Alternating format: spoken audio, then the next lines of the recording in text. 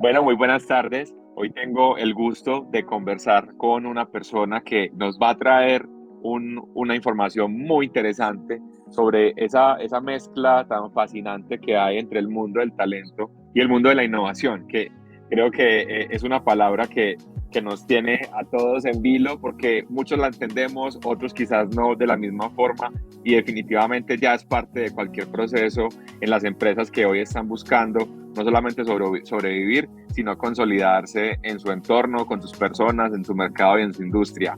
Catalina, ¿cómo estás? ¿Cómo te ha ido? Qué gusto saludarte hoy. Sebastián, hola, también un gusto para mí saludarte y saludar a las personas a quienes estemos llegando con esta conversación. Qué gusto estar acá precisamente hablando de esa combinación entre innovación, empleabilidad, bueno, todo lo que tiene que ver con temas de atracción de talento y pues seguramente muchos líderes o personas que tienen que ver con las áreas de talento humano podrán estarnos escuchando. Súper, Catalina, qué nota poder conversar hoy. Catalina es responsable de aprendizaje y desarrollo del área de empleo de Confama. Si quieres, Catalina, cuéntanos un poquitico qué haces en el día de hoy desde el área de aprendizaje y desarrollo en empleo.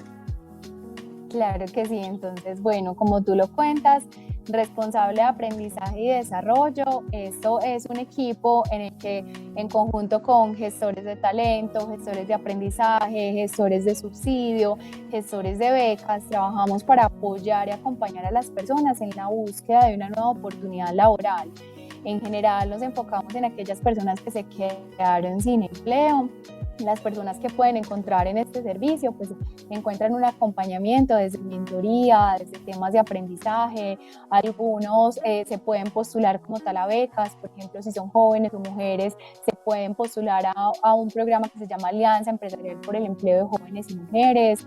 Y además también tenemos digamos que esta oportunidad desde el subsidio de desempleo. No muchas personas lo conocen, pero realmente si estuviste en un empleo formal y cumples con unos requisitos específicos, estar sin empleo y haber cotizado durante un año continuo y discontinuo durante los últimos 3 años, puede acceder a un subsidio en donde no solamente se tiene el tema de salud y pensión durante 6 meses, sino que además también pueden recibir una ayuda monetaria durante 4 meses. Entonces esto sin duda es un complemento hacia esa solución. Sin duda, una persona que esté sin empleo está en un momento vulnerable. Entonces queremos trabajar hacia ese momento, generar reflexiones, conversaciones, que la persona se pueda autoconocer y todo esto pues muy de la mano con las necesidades de las empresas, pues que es lo que las empresas necesitan. Eso es como a grandes rasgos lo que hacemos desde el equipo de aprendizaje y desarrollo. Súper bacano y sobre todo que estás en un tema bien interesante, una problemática que es esa habilitación para volver al mercado laboral y eso definitivamente tiene un impacto muy significativo del cual podremos hablar más adelante. Adicional a esto, Catalina, entonces tú estás terminando una maestría en gerencia de innovación y conocimiento. Cuéntame por qué decidiste irte a estudiar innovación. Bueno, yo creo que el pensamiento innovador ayuda mucho a las personas a inspirarse, a experimentar, a tomar riesgos, a encontrar soluciones creativas.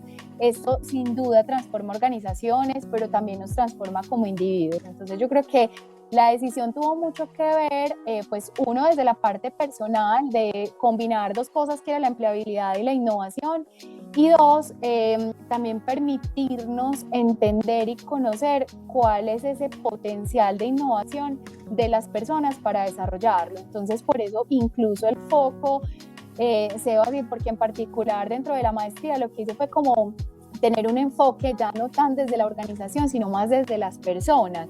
De hecho, la investigación que pude realizar respecto, pues como tal, para la tesis, se llamó Empleabilidad para Innovadores, y de ahí surgió una propuesta para desarrollar lo que es la mentalidad de innovación durante la intermediación laboral. Entonces, ¿cómo lograr? Pues primero entender qué es la mentalidad de innovación de las personas. Dos, qué significa innovación más empleabilidad y cómo eso se combina, y alrededor del mundo qué ha sucedido y por qué es tan importante. Muy interesante eso, Catalina, porque definitivamente pues hoy todos hablamos sobre la importancia, como bien tú lo dices, de que las empresas sean innovadoras, que tengan procesos tecnológicos que les permitan escalar, que tengan ventajas competitivas que les permita ingresar a un mercado global y tener pues como un grado de representatividad importante, pero poco se habla de las personas. Uno diría como, no, hoy una persona tiene que saber de tecnología y saber de desarrollo de software y eso ya digamos que lo puede catalogar como una persona con mentalidad de innovación. Pero entonces, cuéntanos, después de esto que estuviste revisando y lo que ya has visto en tu experiencia, ¿cuáles son como esas habilidades y conocimientos que están relacionados con con la mentalidad de innovación y el cual puedan adquirir y que pueda ser adquirido por las personas en general, incluido quienes están en talento humano? ¿Qué nos puedes contar ahí? Claro que sí, mira, lo que empecé a encontrar entonces fue primero una definición de mentalidad de innovación muy adaptado pues a lo que somos nosotros, Valle de Aburrá y nuestras organizaciones y qué lo compone. Entonces son 4 componentes específicos. Uno son las habilidades de innovación, que ahora las puedo mencionar. 2 es el tema de motivación y desde ahí pues casi que pues puede que tengas las habilidades, pero si no tienes motivación definitivamente va a ser muy difícil que desarrolles estas habilidades. 3, mentalidad de crecimiento, ese mindset de que puedo desarrollar las habilidades, esa sería la tercera. Y la cuarta, experiencia y conocimiento. Entonces, cuando generamos innovación cuando ya tenemos un conocimiento específico sobre algo. Esto me pareció súper interesante, Sebastián, es porque normalmente queremos salir a buscar el talento afuera y resulta que dentro de nuestra organización puede que tengamos muchísima experiencia, muchísimo conocimiento, entonces qué bueno desarrollar eso dentro de nuestra organización porque esos serían los 4 elementos. Bueno, y entonces desde el esquema de habilidades de innovación, desde ahí tenemos, digamos que unos hallazgos que no solamente salen desde la literatura, sino que también sale desde las personas que fueron entrevistadas. Y pues lo que se hizo fue como concatenar cuáles son las que más se repiten. Una de ellas es creación de redes, es decir, el tema de colaboración, habilidad fundamental. Capacidad de observación, desde esa capacidad de hacerme preguntas, de cuestionar, esa la engloba, capacidad de observación, capacidad para iterar, cuando una persona es capaz de estar cambiando y no le cuesta tanto adaptarse y empezar a iterar precisamente las ideas o a experimentar o a buscar otras soluciones, esa tercera habilidad es muy importante. Cuarta, aprender a aprender. Esa es fundamental. Desde la innovación se necesita aprendizaje constante, estamos en cambios tecnológicos, estamos actualmente en un esquema y ya esto no va a parar, o sea, esto es algo que va a seguir en el tiempo, entonces la capacidad para aprender, adaptabilidad, esa capacidad que tenga de adaptarme como tal a los cambios y por último, asumir riesgos, desafiar el status quo. Cuando una persona tiene la capacidad de nada, vamos a hacerlo y vamos, pues no solamente tengo la capacidad de experimentar y de sacar nuevas experimentaciones, sino también de salir de lo que normalmente se ha hecho, es una persona que sin duda vas a empezar a identificar y a decir, esta persona es innovadora. Súper chévere, Catalina, lo que nos contás. Con eso que nos mencionas me surge otra pregunta. Entonces, digamos que hoy una compañía que se está transformando digitalmente o una startup que hoy está enfocada en crecer rápido y necesita vincular a personas que tengan ya, digamos, como estas características, ¿cómo pueden reconocer en un proceso de selección que a veces es, digamos, como tan rápido y donde queda, digamos, como una imagen amplia de la persona y poca profundidad? Pero cómo reconocer en los procesos de selección o al interior de las empresas como quienes se pueden destacar y participar en retos de innovación o resolver problemas importantes. ¿Qué nos puedes contar ahí? Bueno, pues lo que encontré en estas entrevistas y de hecho también pues como desde la literatura fue un tema de uno, se va mucho por el tema de entrevistas, mucho desde la entrevista, las preguntas que se generan. Dos, desde el tema de Assessment Center, de cómo se están haciendo esos centros de valoración y me pude encontrar algunas pruebas. ¿qué pasa? Resulta que dentro de la entrevista también tuve la oportunidad de conversar con un experto en psicometría. Entonces, si ya nos vamos a la parte de psicometría, entonces esto es válido, hoy así es como lo están realizando incluso grandes compañías que fueron las que hicieron además parte también de esta investigación, también lo hacen así. Entonces, si hoy en este momento hay una persona de talento humano que lo está escuchando y diga, así lo estoy haciendo, así se está haciendo en muchas partes. ¿Qué pasa y dónde está el reto? Entonces, este experto en psicometría contaba, bueno, venga, miremos qué es lo bueno y lo malo de que se esté haciendo así. Entonces, una de las cosas es, pues las preguntas de las entrevistas pueden conducir a sesgos. 2, no permite un tema de comparación. O sea, si tú estás sentado con una persona, le estás haciendo unas preguntas específicas, pues de pronto no te va a permitir un tema de comparación como si lo haría una prueba técnica. Una prueba técnica de 1 a 10, de 1 a 10 está en 5 y de 1 a 10 está en 6, ¿cierto? Entonces sigue siendo de pronto un poquito más sesgado. Y acá es importante también de pronto como identificarlo, y es que para las organizaciones fue complejo el tema de que esto no se vaya a convertir en una instrumentalización de la innovación. Entonces, ¿cómo logramos que realmente sí se identifiquen a las personas, pero más desde el potencial para poderlos desarrollar, ¿cierto? Creo que no se me escapa ninguna, es más como que cómo los puedo identificar. Pues bueno, los puedo identificar por medio de estas herramientas que puedes identificar otro tipo de habilidades, pero tener muy en cuenta que algunas de ellas pueden conducir a sesgos como tal. Entonces creo que es más desde una mirada del potencial y desde el desarrollo, que podría ser como más esencial. De acuerdo, podríamos decir que la formación de preguntas que vayan en función de evidenciar, digamos que esas habilidades están ahí de manera pues como inherente a una persona, ya sea por la forma en la que las demuestra o por experiencias previas que también pudieran evidenciar que esa persona pues ha presentado patrones que llevan a ese tipo de cosas, nos podrían inducir a que hay un posible resultado. Y imagino que ahí ya hay otro reto, y es cuando la persona ya está al interior y se le pone al frente el problema o el reto. Creo que hay también algo que hace que sea exitoso esto, es que haya una buena formulación del reto por parte de la empresa, porque también nos vemos muchos casos de compañías, startups, emprendimientos, pymes y corporativos que quieren hacer cosas nuevas, pero ni siquiera sabe qué quieren. Entonces también eso se puede prestar para que no se pueda desarrollar ese potencial. ¿Qué opinas ahí? Totalmente de acuerdo. Yo creo que pues una parte es quiénes son los que van a innovar, quiénes son los que lo van a ejecutar, pero también cómo está diseñado ese reto o lo que se va a realizar, eso es fundamental. De todas maneras, creo que una persona innovadora, y si cumple con esas características de las que estábamos hablando, que algo súper importante de bases, no todas tienen que estar al 100. De hecho, claro. Dyer y Christensen en el ADN del innovador son súper enfáticos acerca de esto, y es que ni siquiera los más innovadores, emprendedores súper innovadores, tienen todas al 100%, solo que las tienen muchísimo más altas que una persona promedio. Entonces las tienen en 75, en 80. Entonces en esto, de acuerdo contigo, o sea, creo que tiene que ver mucho, y ahí sí, con la cultura de la empresa. Y esto salió en todas partes, en todas las conversaciones salía.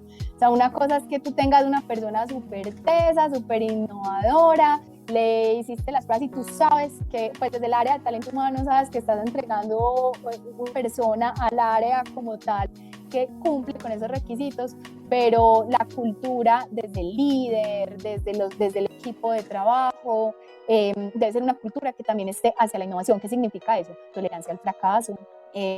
Todavía somos una cultura que nos damos muy duro cuando existe algún tropiezo. Claro.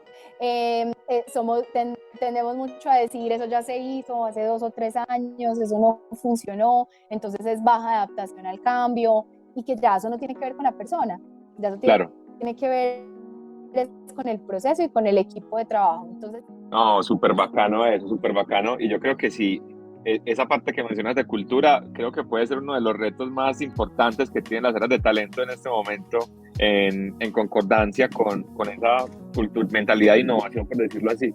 y es como desde talento humano se pueden propiciar esos espacios para que se puedan crear esas conversaciones y esas dinámicas al interior que permitan involucrar a la mayor parte de las personas en esa dinámica de cambio y transformación. En última instancia, Catalina, te quería preguntar, ya cerrando, es ¿cómo te imaginas el futuro de las áreas de gestión humana? ¿Qué crees que va a cambiar y en qué crees que se deberían enfocar para los años que se vienen? Claro que sí, Sebastián. Esta pregunta te la voy a enfocar mucho hacia innovación, pero pues con un claro interés. Y es que las Súper. áreas de talento humano son áreas que deben de estar en un cambio, en una evolución constante. Los individuos que estamos reclutando y luego ingresando a las organizaciones en temas de atracción, en temas de selección y luego en temas de desarrollo, son individuos que claramente pues, deben de cumplir con una descripción de un perfil técnico, pero en ese detrás de ello creo que desde las áreas de talento humano, si bien ya esto se ha hablado en algunos espacios, un tema de data, desde un tema de entendimiento de los perfiles, pero adicional también de entendimiento de en dónde estamos y para dónde vamos. Y en ese sentido es entender y explorar muy bien el tema tecnológico. Todas las organizaciones estamos en transformación tecnológica, entonces sin duda entender los temas de innovación, que es finalmente lo que da el esquema de competitividad, que es lo que permite a una empresa el crecimiento. Pues yo veo que a futuro las áreas de talento humano tendrán cada vez que migrar más hacia los temas de cómo entiendo a las personas desde su mentalidad, cómo las puedo identificar, cómo las puedo desarrollar. Y acá pues algunos como extractos de precisamente ese libro que ahorita mencionaba del ADN del innovador, que es bastante interesante. Ellos hablaban de que el hecho de contar con un número mayor de personas orientadas al descubrimiento, o sea, pues a la innovación, puede generar potentes sinergias de innovación en la medida en que su interacción con las personas orientadas a la ejecución permita a ambos colectivos aprender y apoyarse mutuamente. Y esto es porque muchas veces queremos separar el área de innovación con el área que ejecuta, o creemos que son dos cosas totalmente diferentes, pero entre más cercanos estén, pues más se van a dar estos procesos de innovación. Entonces creo que hacia allá está como muy dado lo que se tendrá a futuro. Y algo también súper importante es que en esta investigación me encontré con que las empresas más innovadoras creen que todo el mundo puede ser creativo y puede innovar. Entonces creo que ahí sí hay un reto para todos los que estamos en áreas de talento humano, que tenemos que ver con el tema de talento humano desde lo personal y desde los equipos de trabajo. Porque desde lo personal muchos hablan acerca de que no soy innovador o no soy creativo, ¿cierto? Y todos Sí, realmente claro. podríamos ser creativos. Pero lo más bacano es escuchar a estas grandes empresas diciendo, no, yo sí creo que todos tienen todos pueden llegar a innovar. Claro. Entonces, desde esa creencia, organizan todos sus procesos y Claro. los mueven hacia sus áreas de atracción y de talento humano. Y eso radica también en una cultura, eso implica crear una cultura de confianza también fundamental para que se pueda generar pues como una sinergia al interior, ¿cierto? Así es. Súper, súper bacano, Catalina. Acá nos dejas un mensaje como súper claro en esta última pregunta y es ese foco que deben tener las áreas de talento en aprender a cada vez entender, identificar y desarrollar a las personas de mejor manera para que esos procesos se puedan crear y para que las compañías perduren en el tiempo y las personas evolucionen en estos lugares. Pues Catalina, yo te agradezco un montón por esta conversación, aprendí muchísimo. Sé que quienes nos escuchen también van a aprender un montón y espero que sigamos conversando y revisando otros próximos espacios. Muchísimas gracias por esta conversación. Gracias a ti, Sebastián, gracias a todas las personas que han estado conectadas y también espero que esto, no sé, traiga más conversaciones, traiga quizás más inquietudes y que muchas de las áreas de talento humano puedan empezar incluso a implementar muchos de esos esquemas de valoración que tienen que ver con las habilidades de innovación. Tal cual. Muchas gracias, Catalina. Nos vemos. Gracias a todos y todas.